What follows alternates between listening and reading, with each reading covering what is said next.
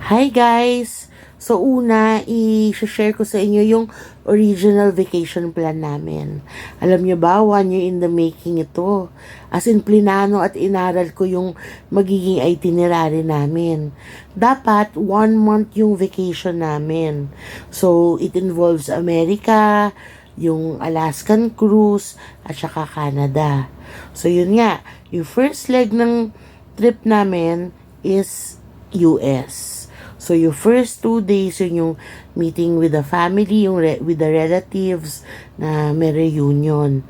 And then after that, start na yung aming road trip na state to state sana hanggang marating namin yung shuttle kung saan dun yung port nung Alaskan cruise namin.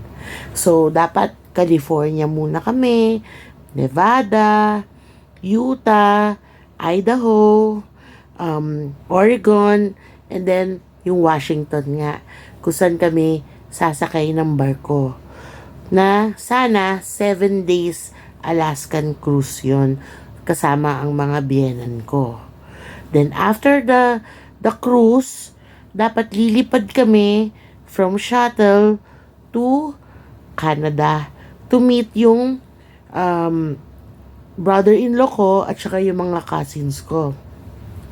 So, sa Canada, iikot nga sana din kami from Toronto, then sa pinsan ko sa Saskatoon, then sa Vancouver, and then from Vancouver, dapat pauwi kami. So, yun ang original plan. Pero, dahil sa nangyari sa amin sa LA, as in, naglaho lahat ng aming plano, nasira ang aming bakasyon. So, watch out sa next part ng kwento.